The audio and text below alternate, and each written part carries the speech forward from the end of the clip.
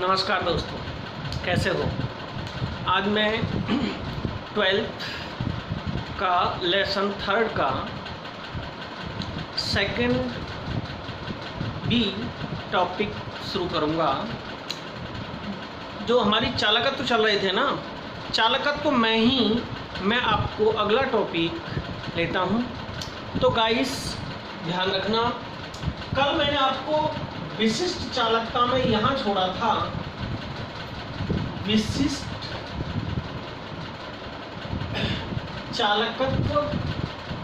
चालकत्व में आपको कल मैंने यहाँ छोड़ा था। Kappa is equal C into L upon A। कल मैंने आपको यहाँ छोड़ा था। यहाँ ये जो x बराबर है L अपॉन A है, इसी को कहते हैं सेल स्थिरांक। इसी को कहते हैं बेटा सेल स्थिरांक। तो ये था हमारा विशिष्ट चालकत्व में सेल स्थिरांक। अब इसका मात्रक निकालने के लिए, कप्पा का मात्रक निकालने के लिए हमें क्या करना पड़ेगा, C का मात्रक लगाएंगे। कप्पा इज इक्वल C का मात्रक कल मैंने बताया था आपको ओम इनवर्स होता है इनटू लंबाई का मात्रक होता है सेंटीमीटर और क्षेत्रफल का होता है स्क्वायर। तो क्या बचेगा बताइए, तो क्या बचेगा बताओ। इसे हल करेंगे तो ओम इनवर्स सेंटीमीटर, 1 सेंटीमीटर बच जाएगा तो ऊपर जाएगा फिर। तो ये आपका इसका मात्रक बचा। इस के को कहते हैं कप्पा, और कप्पा कहते हैं विशिष्ट चालकत्व को। मैंने कल आपको यहाँ छोड़ा था। अब डियर गाइस, मैं लेता हूँ नंबर 2।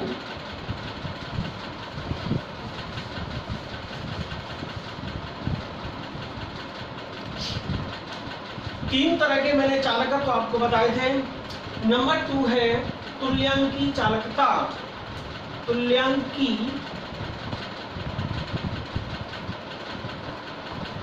चालकता। तुल्यांकी चालकता क्या होती है बेटा, किसी विद्युत अपघट्य के,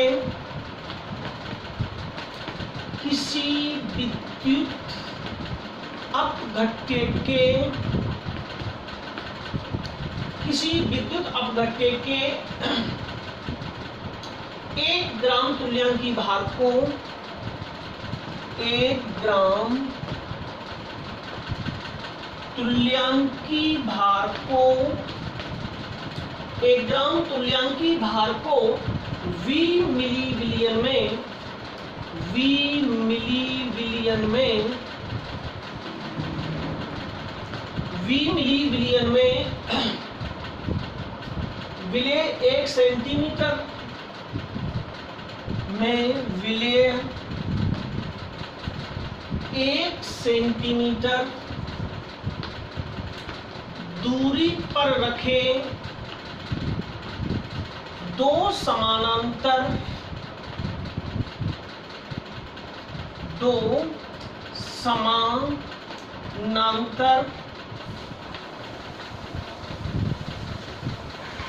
इलेक्ट्रोडों के मध्य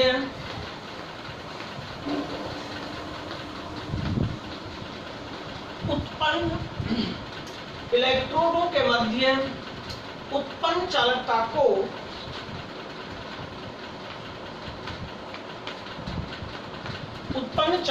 को तुल्यांकी चालकता कहते हैं। को क्या कहते हैं बेटा, तुल्यांकी चालकता कहते हैं। और तुल्यांकी चालकता को लैम्डा ई से दर्शाते हैं। किसी विद्युत अपघट्य कहते हैं जो द्रव चालक होता है, किसी विद्युत अपघट्य के 1 ग्राम तुल्यांक भार को V मिली विलियन में विलय 1 सेंटीमीटर दूरी पर रखे 2 समानांतर इलेक्ट्रोडों के जो मध्य विभवांतर उत्पन्न होता है उसे कहते हैं तुल्यांकी चालकता। तो गाइस, तुल्यांकी चालकता जो होती है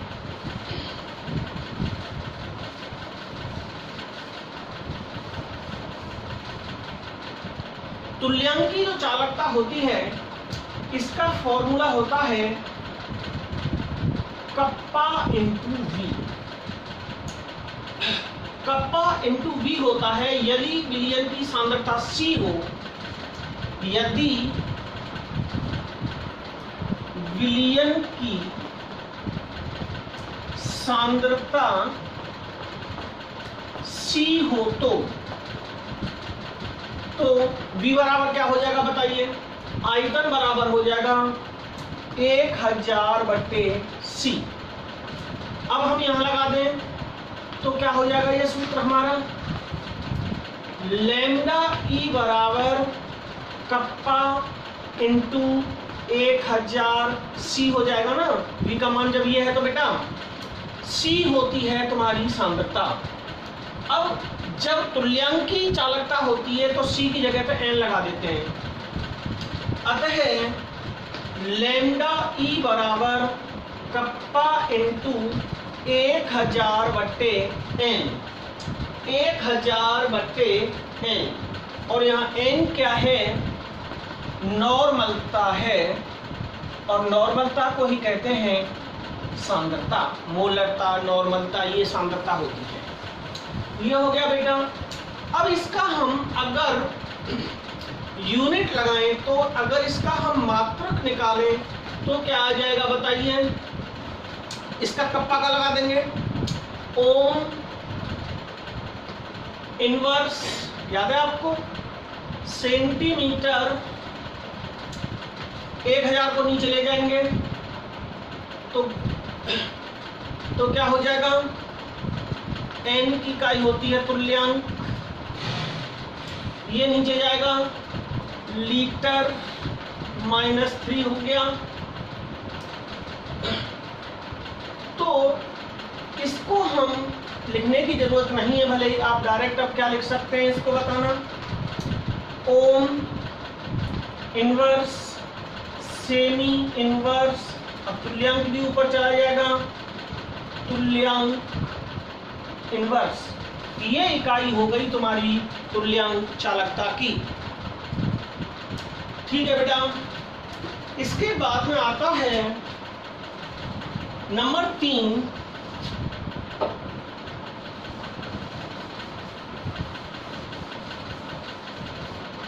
तीन प्रकार की बताई थी मैंने। तीसरी है मोलर। नंबर 3 मोलर चालकता। मोलर चालकता इसे लैम्डा m से दर्शाते हैं, प्रदर्शित करते हैं। किससे? लैम्डा m से। अब क्या होता है बेटा? जहां पहले वाली डेफिनेशन में ग्राम तुल्यांक आया था, अभी वाली में जहां ग्राम तुल्यांक आया था ना, इसकी परिभाषा क्या हो जाएगी? किसी विद्युत अपघट्य के किसी विद्युत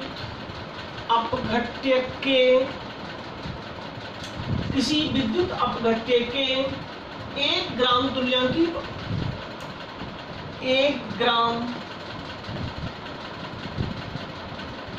वहां तो तुल्यांकी भार था कि 1 ग्राम मोल, यहां बस मोल शब्द लग जाएगा। 1 ग्राम मोल, 1 ग्राम मोल को V मिली विलियन में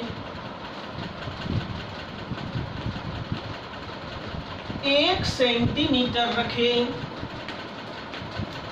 दो समानांतर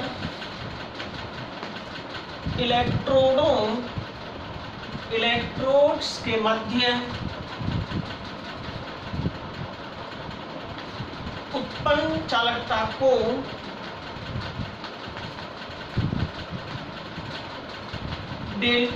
लैम्डा एम कहते हैं, यानी कि मोलर चालकता कहते हैं। It is represented by del M. उसमें याद रखना ग्राम तुल्यांक था, इसमें मोल है। तुल्यांक की जगह पर इसमें क्या है, मोल है। बस ये थोड़ा सा डिफरेंस है बेटा। अब क्या हो जाएगा, इसका फॉर्मूला क्या हो जाएगा, लैम्डा एम बराबर कप्पा इंटू 1000 बटे मोलरता। जहां उसमें नॉर्मलता लगी थी, यहाँ इसमें मोलरता लग जाती है। क्या लग जाती है, एम लग जाती है, कप्पा गुणा। अब आपको इसका यूनिट बनाना है, तो इसका यूनिट क्या बनेगा, डेल्टा एम बराबर, इसका यूनिट लगाओ, कप्पा का क्या होता है, तो वही इसका बन जाएगा। कप्पा का क्या होता है बताइए, अभी मैंने लिखा था कप्पा का ohm inverse centimetre, ohm inverse centimetre inverse, mole ऊपर चला जाएगा, मोल इनवर्स ये होता है। और SI पद्धति में इसका मात्रक होता है, SI पद्धति में इसका मात्रक होता है siemens metre square mole inverse.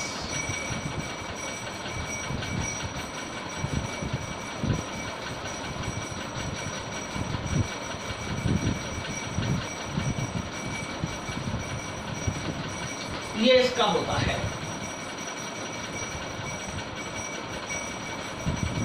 तो बेटा ये था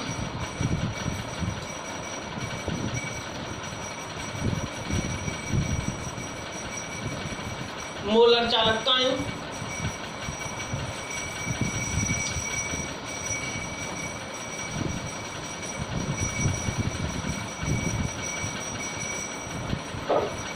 इसके बाद में आता है कॉलराउश का नियम। इंपॉर्टेंट नियम है कॉलराउश का नियम।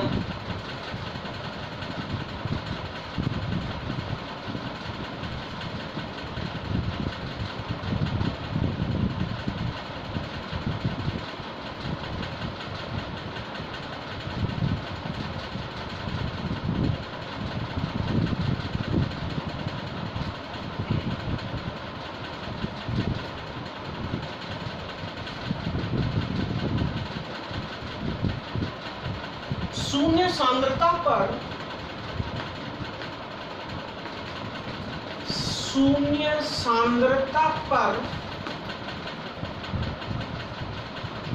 सांद्रता पर प्राप्त तुल्यांकी चालकता का मान, प्राप्त तुल्यांकी चालकता का मान, तुल्यांकी चालकता का मान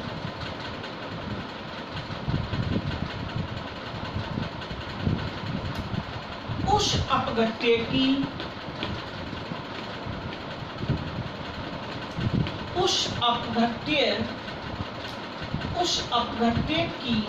अनंत तनुता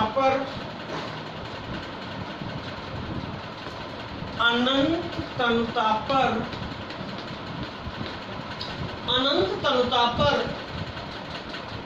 मोलर चालकता के तुल्य होता है। मोलर चालकता के तुल्य होता है।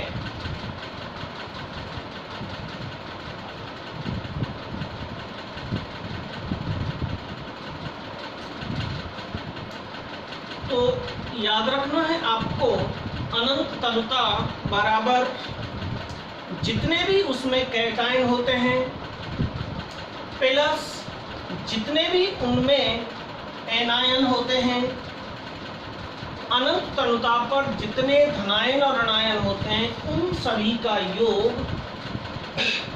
बराबर होता है।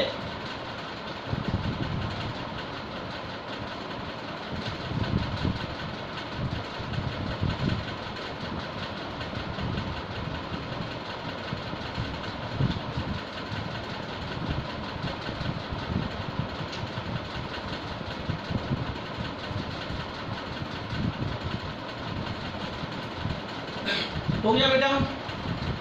इसके बाद में आता है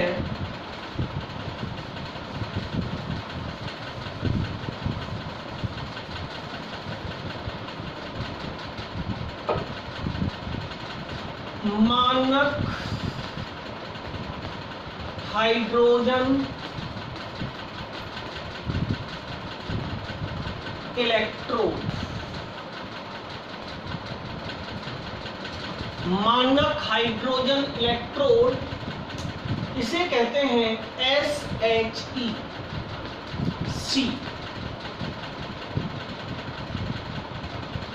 SHEC आपको पता है बेटा, प्रत्येक सेल में 2 इलेक्ट्रोड होते हैं।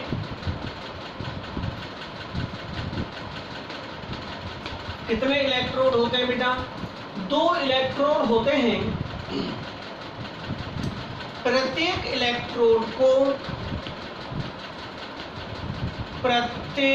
इलेक्ट्रोड को हाफ सेल, अर्ध सेल भी कहते हैं। प्रत्येक इलेक्ट्रोड को अर्ध सेल कहते हैं। एक अर्ध सेल पर ऑक्सीकरण, इनमें से एक पर ऑक्सीकरण व दूसरे इलेक्ट्रोड पर अपचयन होता है।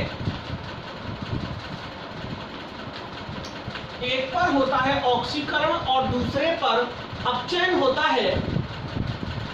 ये जो ऑक्सीकरण और अपचयन होते हैं, आपको पता है ऑक्सीकरण इलेक्ट्रॉन के त्यागने से होता है और अपचयन इलेक्ट्रॉन के ग्रहण करने से होता है। ओके गाइस, यदि किसी अर्ध सेल में,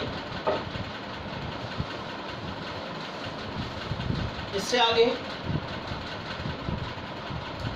यदि किसी अर्ध सेल में विद्युत सक्रिय पदार्थ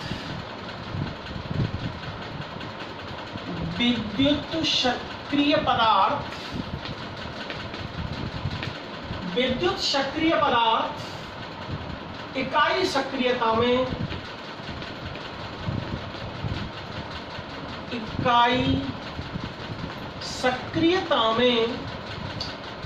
सक्रियता में लिया गया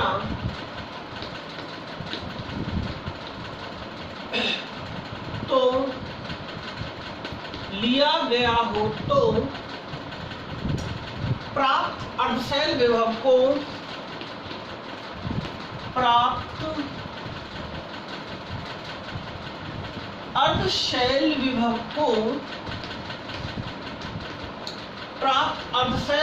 को याद रखना है, अर्धशैल विभव कहते हैं।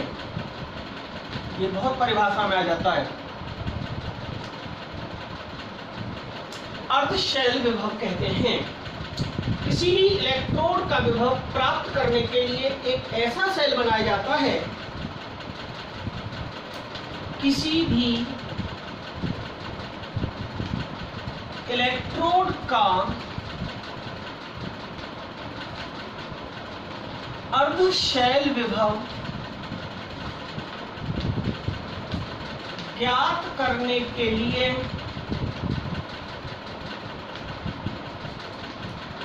दूसरा इलेक्ट्रोड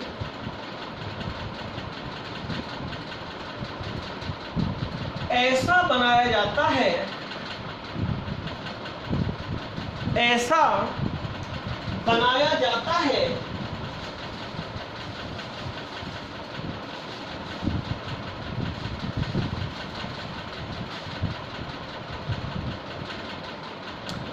ऐसा बनाया जाता है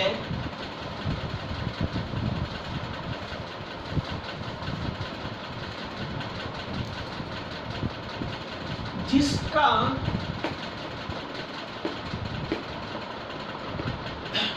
E नॉट ज्ञात हो।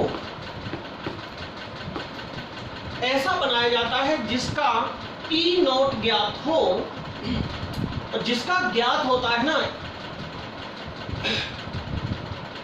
तो एक इलेक्ट्रॉन संयोजित किया जाए तो इलेक्ट्रोड विभव ज्ञात हो जाता है।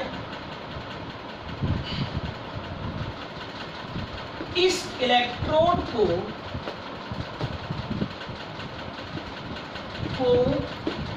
संदर्भित, इस इलेक्ट्रोड को संदर्भित इलेक्ट्रोड भी कहते हैं।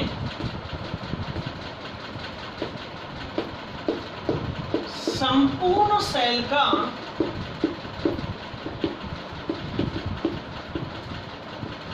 विभव ज्ञात करके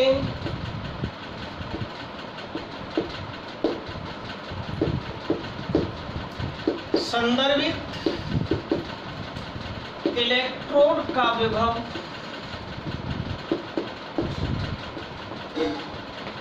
घटाकर, संदर्भित इलेक्ट्रोड का विभव घटाकर अज्ञात इलेक्ट्रोड का विभव ज्ञात कर लेते हैं।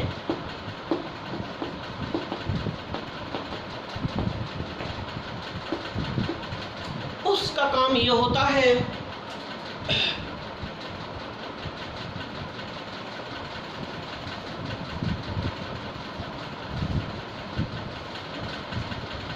ज्ञात कर लेते हैं बेटा, इस ज्ञात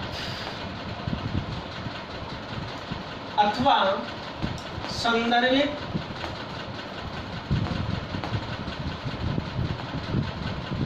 इलेक्ट्रोड को SHE मानक इलेक्ट्रोड विभव कहते हैं। मानक हाइड्रोजन इलेक्ट्रोड कहते हैं। इसका E नॉट का मान 0.00 वोल्ट होता है।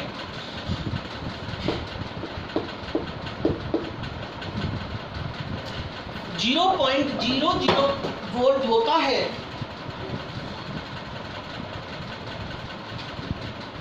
तो देखिए हाइड्रोजन, ये SHE होता क्या है?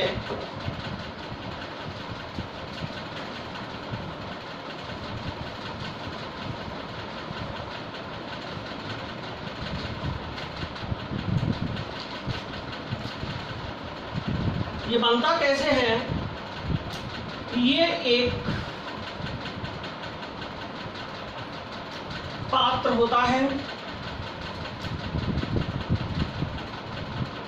ये एक पात्र है, इसमें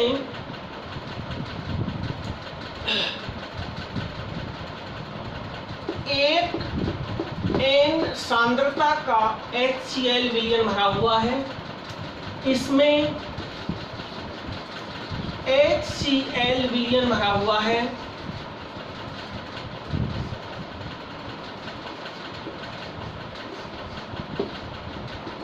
ये इसमें HCl विलयन भरा हुआ है और इसमें एक कांच की नलिका लगी हुई होती है। ये कांच की नलिका लगी हुई है।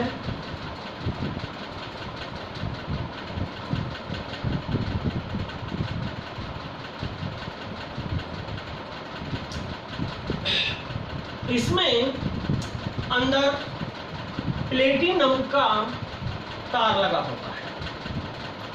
ये पीटी का तार लगा हुआ है, प्लेटिनम का तार लगा हुआ है और यहाँ इसी में अंदर प्लेटिनम प्लेट लटकी हुई है। ये पीटी का इलेक्ट्रोड लगा हुआ है। प्लेटिनम धातु सॉलिड होती है, इसे कहते हैं प्लेटिनम का इलेक्ट्रोड। इसमें अंदर ये मैंने अभी आपको क्या बताई थी, कांच की नली थी, कांच की नली थी और अंदर इसमें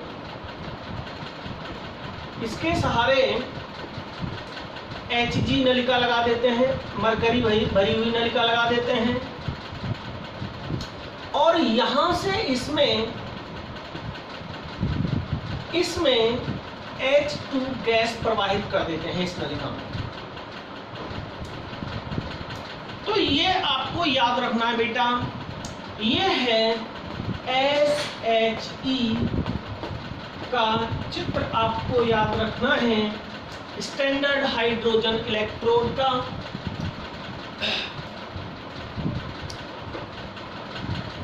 आ गया बेटा समझ में?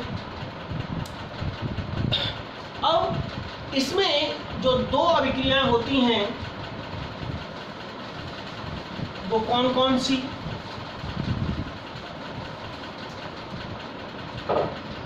इसमें दो अभिक्रियाएं होती हैं, प्लेटिनम पत्र पर अधिशोषित हाइड्रोजन गैस, प्लेटिनम पत्र पर अधिशोषित, प्लेटिनम पत्र पर अधिशोषित हाइड्रोजन गैस H2 गैस एवं विलयन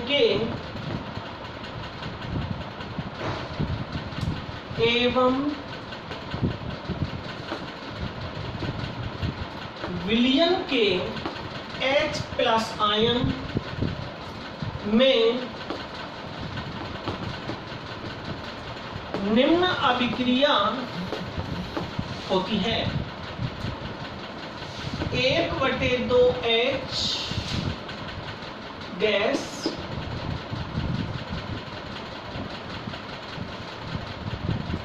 reversible process H positive AQ बनता है। अब इसके बराबर करने के लिए इधर एक इलेक्ट्रॉन जोड़ दिया, तो याद रखना है जब इधर इलेक्ट्रॉन जुड़ता है तो मैंने आपसे उस दिन भी कहा था उसे कहते हैं ऑक्सीकरण।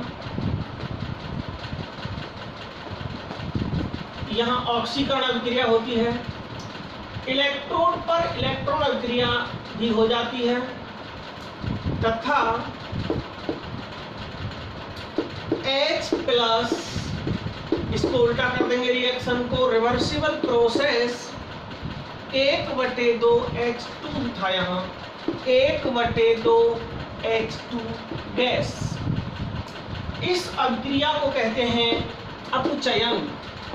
याद है ना आपको, मैंने कहा था अगर इलेक्ट्रॉन उत्पाद भी जुड़ रहा हो साइड में तो ऑक्सीकरण कहते हैं, इधर जुड़ रहा हो तो अपचयन।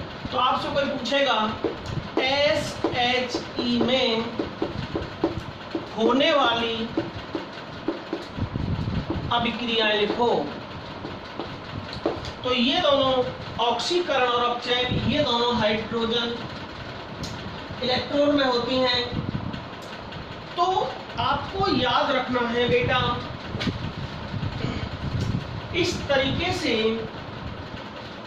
निर्माण होता है हाइड्रोजन, मानक हाइड्रोजन इलेक्ट्रोड। इसमें ये दो अभिक्रियाएं होती हैं। मानक हाइड्रोजन इलेक्ट्रोड क्या होता है मैं आपको समझाऊं। एक जार होता है, उसमें HCl भरा हुआ है, एक नलिका पड़ी हुई है, उस नलिका में प्लेटिनम का तार लगा हुआ, नीचे प्लेटिनम की प्लेट लगी हुई है। हाइड्रोजन गैस भर देते हैं अंदर वाली नलिका में मरकरी के सहारे। तो हाइड्रोजन गैस जाकर के प्लेटिनम के पत्र पर अधिशोषित हो जाती है, पत्र पर अधिशोषित हो जाती है। तो उससे क्या होता है बेटा, उससे यह होता है कि हाइड्रोजन अधिशोषित होने से फिर ये दो अभिक्रियाएं हो जाती हैं, एक ऑक्सीकरण और एक अपचयन।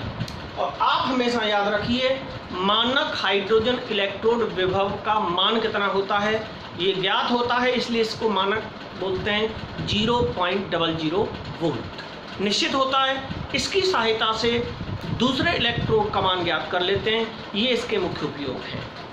तो गाइस, इसकी सहायता से मानक हाइड्रोजन इलेक्ट्रोड की सहायता से धातुओं की क्रियाशीलता के लिए, धातुओं की क्रियाशीलता ज्ञात करने के लिए एक विद्युत रासायनिक श्रेणी बनाई गई है।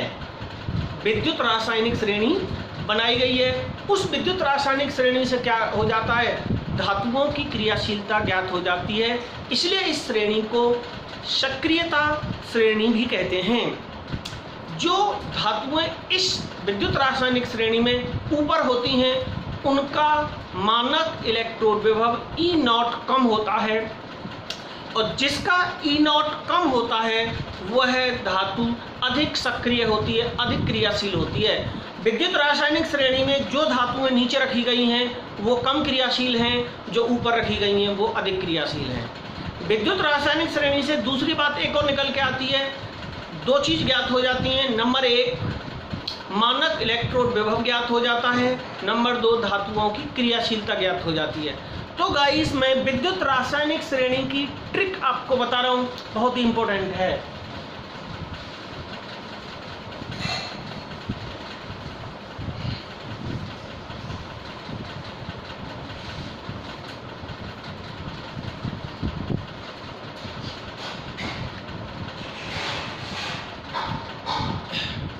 विद्युत रासायनिक श्रेणी ये 11th में थी, और ये इससे रिलेटेड हमेशा नीट में, जेईई में और आईआईटी में प्रत्येक वर्ष क्वेश्चन पूछा जाता है। विद्युत रासायनिक श्रेणी से रिलेटेड आपको बहुत ढंग से याद रखनी है। भिन्न भिन्न धातुओं के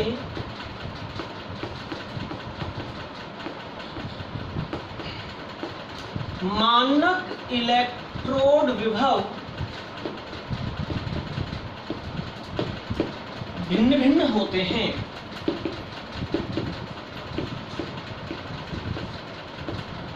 यदि इन्हें ऊपर से नीचे की ओर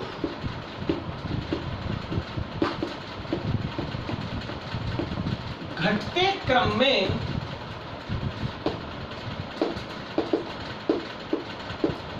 व्यवस्थित किया जाए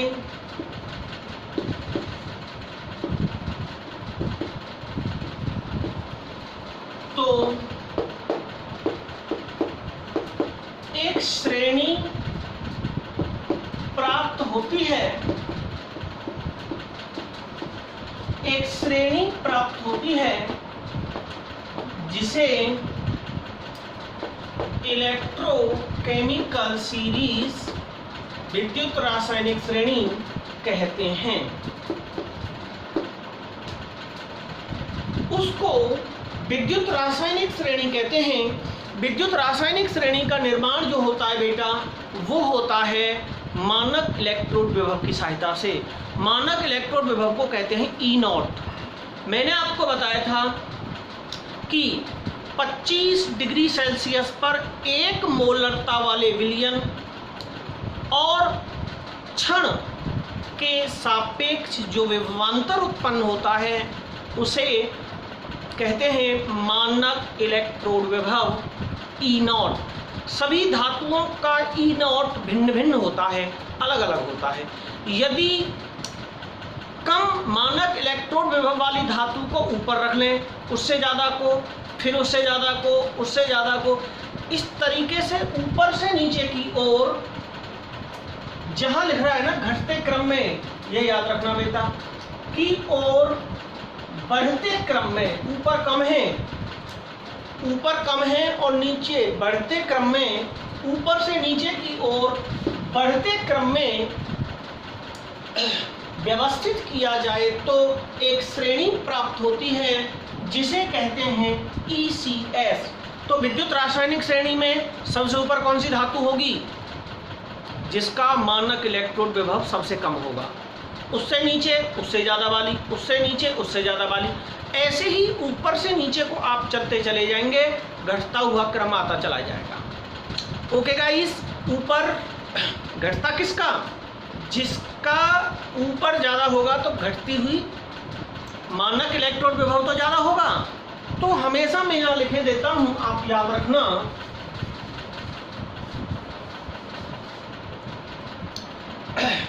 मैं आपको लिखे देता हूं कि जो E0 होता है ना, मानक इलेक्ट्रोड विभव जो होता है 1/,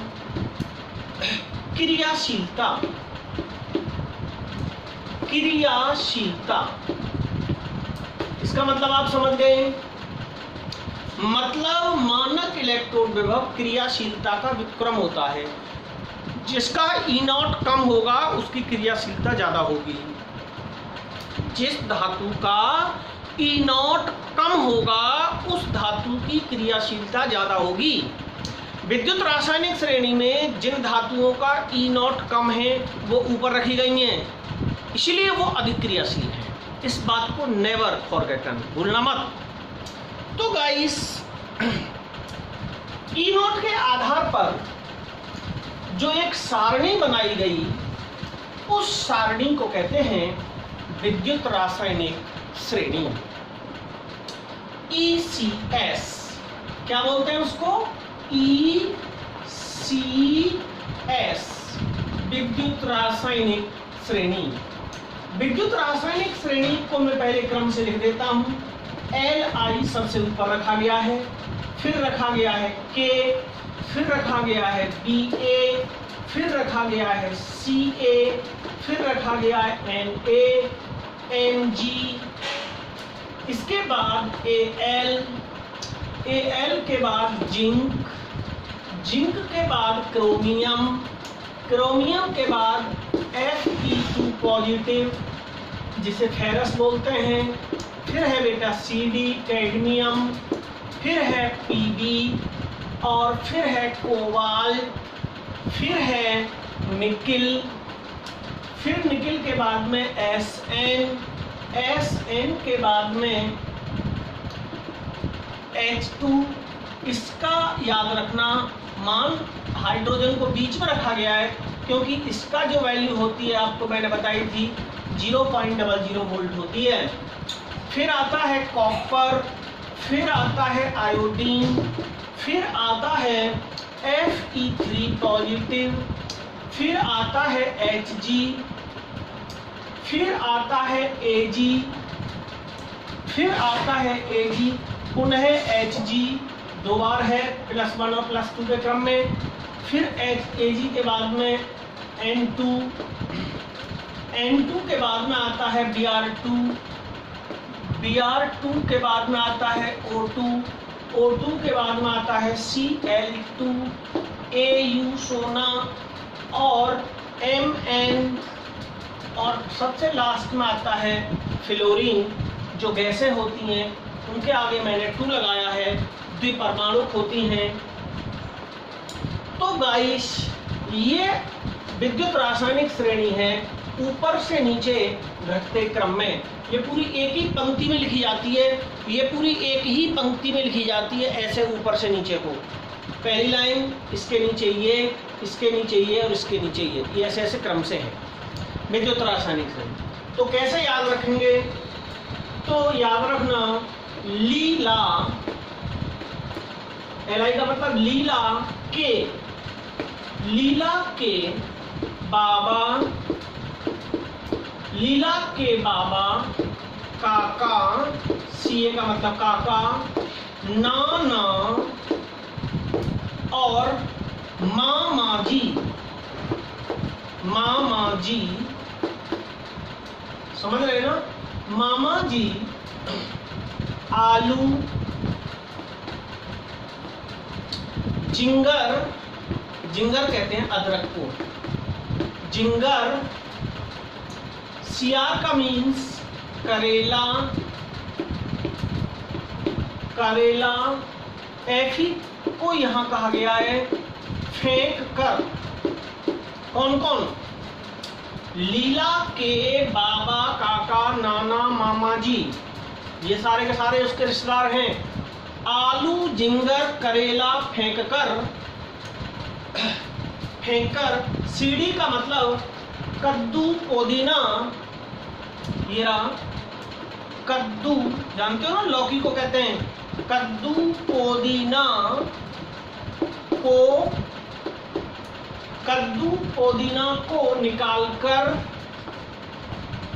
निकाल कर, कद्दू पुदीना को निकाल कर संदूक में रखा। यहां तक ये वाली कहानी खत्म हुई। हाइड्रोजन, जब उन्होंने कद्दू और इन सबको संदूक में रख दिया ना, हाइड्रोजन मीन्स हीरो, यहाँ हाइड्रोजन लिख देता हूं मैं। हाइड्रोजन को, हाइड्रोजन को आई, हाइड्रोजन ने जब ये देखा कि उनको संदूक में रख दिया है, हाइड्रोजन को आई फिर हंसी, हाइड्रोजन को आई फिर हंसी, हाइड्रोजन को आई फिर हंसी।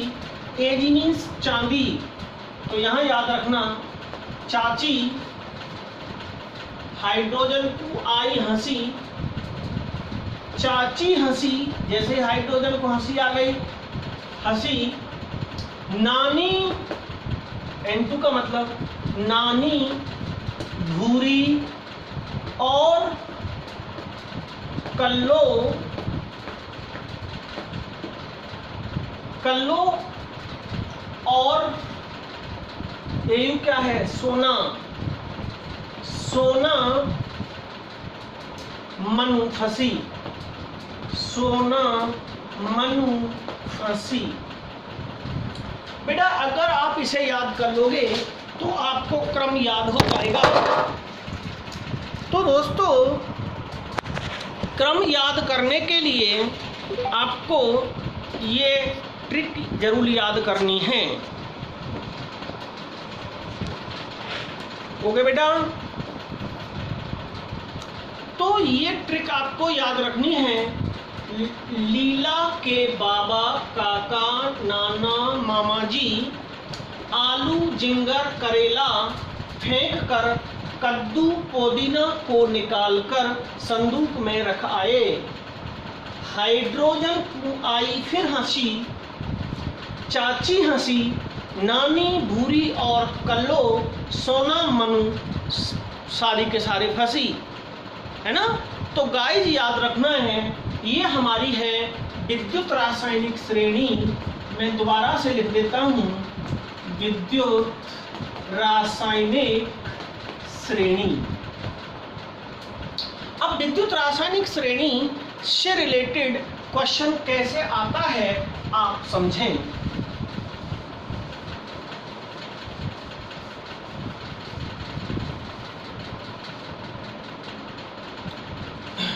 क्वेश्चन है सोडियम ठंडे जल से क्रिया करता है जबकि मैग्नीशियम गर्म जल से क्यों। सोडियम ठंडे जल से क्रिया करता है जबकि मैग्नीशियम गर्म जल से क्रिया करता है, इसका रीजन बताइए। तो दोस्तों कैसे क्रिया करता है आप ध्यान दें।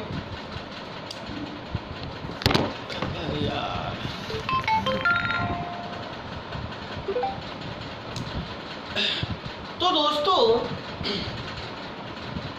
आपको देखना क्या है, विद्युत रासायनिक श्रेणी में किसका स्थान नीचे है और किसका स्थान ऊपर है। ECS में Na का स्थान देख लेना Mg से ऊपर है, अतः सोडियम इससे अधिक क्रियाशील है।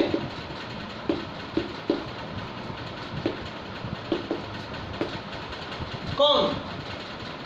सोडियम ज्यादा क्रियाशील होगा किससे? मैग्नीशियम से। क्यों होगा? क्योंकि विद्युत रासायनिक श्रेणी में ये उससे ऊपर है। ओके दोस्तों, इससे अधिक क्रियाशील है, ऊपर जो होगा वो अधिक क्रियाशील होगा, अतः यह ठंडे जल से जबकि Mg गर्म जल से क्रिया करता है, ये इसका कारण है। Okay, question number next.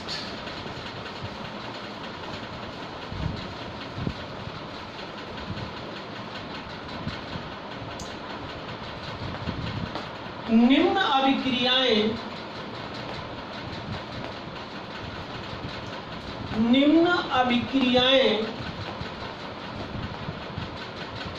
संभव हैं अथवा नहीं। आंसर, अभी कौन कौन सी अभिक्रियाएं हैं वो मैं अभिक्रियाएं दे रहा हूं। कौन कौन सी अभिक्रियाएं हैं? अभिक्रिया number 1 MgSO4 plus H2 H2SO4 plus Mg। दूसरा CuSO4 plus H2 Cu plus H2SO4। तीसरी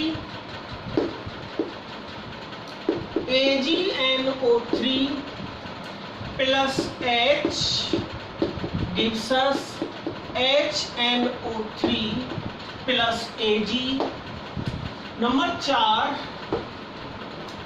ZnSO4 plus H2 Zn plus H2SO4। ये 4 अभिक्रियाएं हैं बेटा। अब आपसे पूछा गया है इनमें से ये कौन सी संभव है और कौन सी संभव नहीं है और कारण क्या है।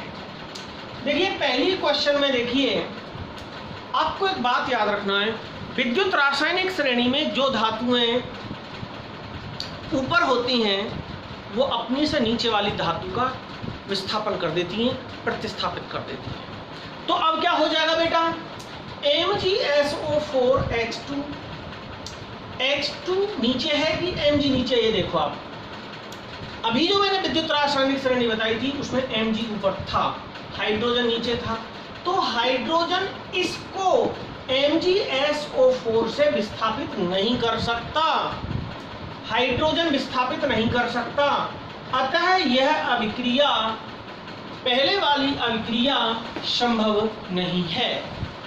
अब आ जाइए दूसरी अभिक्रिया पर, CuSO4 plus H2 gives us Cu plus H2SO4।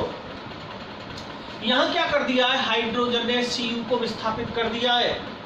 आप देखें हाइड्रोजन से कॉपर नीचे है, हाइड्रोजन से कॉपर नीचे है, तो इस कॉपर को निकाल सकता है, कॉपर को निकाल दिया, खुद आ गया उसके साथ, अतः दूसरी अभिक्रिया संभव है।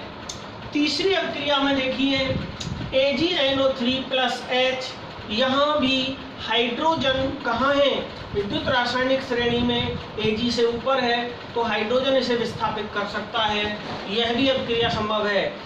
जिंक हाइड्रोजन से विद्युत रासायनिक श्रेणी में ऊपर है, इसलिए हाइड्रोजन जिंक को प्रतिस्थापित नहीं कर सकता, अतः यह अभिक्रिया संभव नहीं है। केवल दूसरी और तीसरी अभिक्रिया संभव है, जबकि फर्स्ट और लास्ट संभव नहीं है। तो दोस्तों इस टाइप के प्रश्न आते हैं। एक और बताता हूं,